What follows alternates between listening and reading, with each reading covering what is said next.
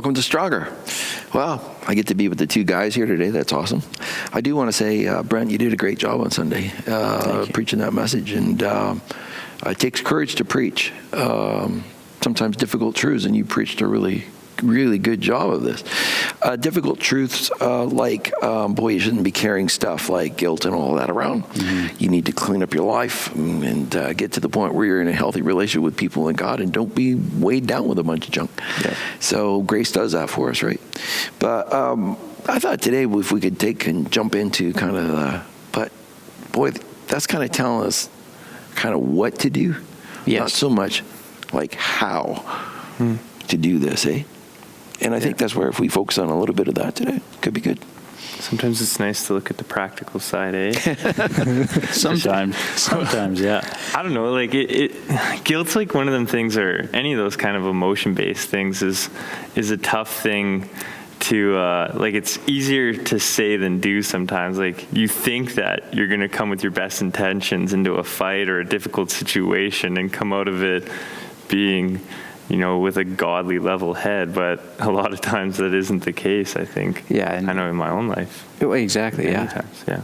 And you mentioned like carrying around junk, so all kinds of things that we can acquire and sort of add to the bag that we're hauling around, like resentment or bitterness or blame, all types of these things. So yes, how do we go about doing this, and how often should we? What does that look like? I think that's where the Bible helps us out, though. I mean, he gets really specific. Well, yeah. Jesus in the Sermon on the Mount, he's talking and he's saying, don't worry about tomorrow. So he goes to tomorrow and says, because today has enough trouble of its own. That's right. And then Paul talks about it in Ephesians where he says, like, things like anger, like don't let the sun go down on it. So whether you're looking at it from don't get caught up in the future or don't hang around and carry the past with you, he's basically, the whole laser of God is coming into the now of your life. Yeah. It's what you are doing now that becomes the tools of seeing this thing out. So not just the idea of, I don't want to carry it or it's wrong to carry it. Here's how I actually don't. Yeah. I need to actually engage with everything fully now. Yeah. And I don't know about you guys, but the best time for me to sort of reflect on just my day is when the kids are in bed, I'm kind of ready for bed. I'm just thinking about all the events of that day.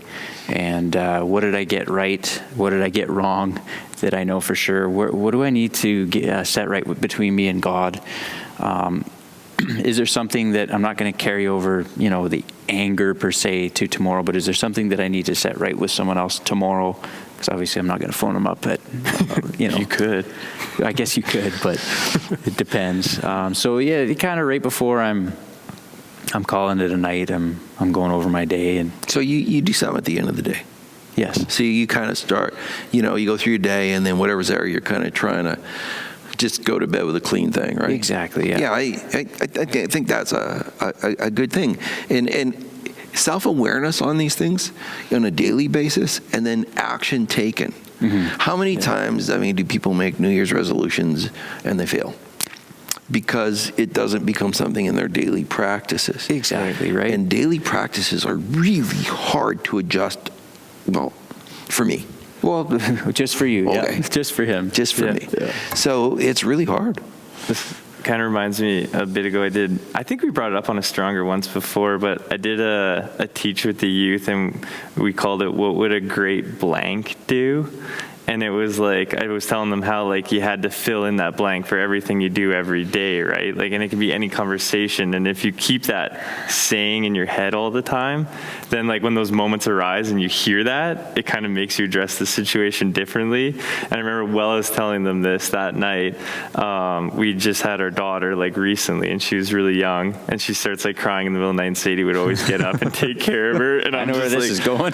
Pretending to be so asleep, and then instantly, because I just talked about it that night, it was like in my head, like, what would a great husband do, right? And then you're like, oh, you're like, so it's almost like it's like a haunting question in the same sense. Like, it can be a great question to say to yourself, but it also haunts you too, because it compels you to do what the heart tells you to do about those situations. Like, I think it's in us that we know the right thing to do so often, but we just let, I don't know, the lazy or selfish or angry side or whatever it has to be come out over. It trumps over what we know is right sometimes. So I think, though, in a conversation that we had earlier, we spoke about two different kinds of motivations, right? Yeah. One that is just because it's right. Yeah. It's the right thing to do, so I'm going to do the right thing. Yeah.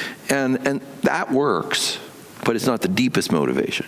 Yeah. It's sort of going to the bigger world behind it's right, but why is it right? It's right because, wow, it's going to really bless her. It's going to really help, in her development, or it's going to be a strength into my home. It's you're going to the deeper picture. I want to do this because of the great health and the good things it's going to produce, rather than just it's the right thing. Yeah. Right? Yeah.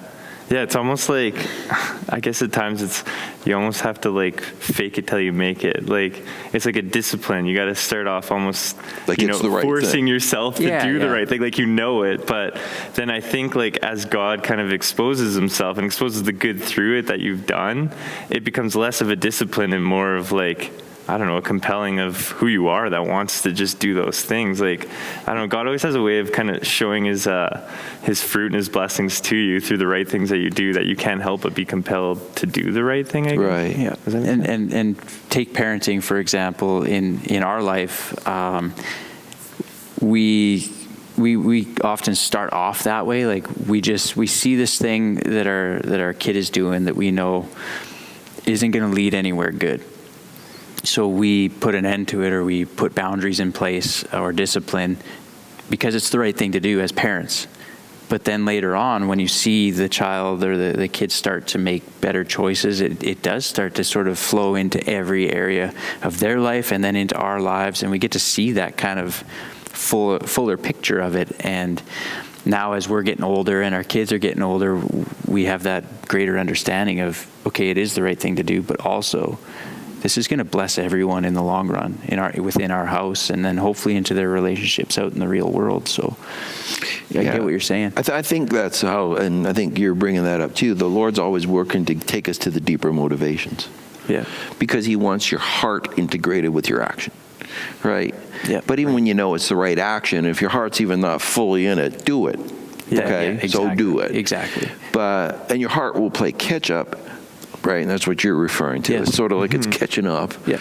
But there's things in life that you get to, I think, and where it's more automatic. The heart so celebrates health, so celebrates the joy that good action takes. So celebrates what forgiveness does in a relationship, so celebrates what cleansing does in a relationship, so celebrates what healthy communication does in a relationship, that the celebration far outweighs just the idea of doing the right thing. And that is a beautiful way to put that. Celebration is so much different than just like tolerating. Yeah. Like, that's huge, and that's a really great point. Well, I think it's a great point because we all know this path a bit. And so if I'm celebrating, that, I got to take a tough action, I got to own some stuff, or I've got to be unselfish and get out of bed, look after the baby, but I'm doing it because I'm motivated more for the overall health and celebration of life with those I'm walking with, sharing with. I think that it just starts to take over. It's beautiful. And it makes it easy. Easier. Is that a better way to put it? Oh, you're right. Yeah. Easier to do the right to follow thing. through more often, and then react in the moment that way, not just not just down the road or later on, but right as it happens. Just boom. Which I think leads to this daily idea. Yeah. Which the more that you're into just doing the right thing, you might still be somebody it takes a week for you to get there.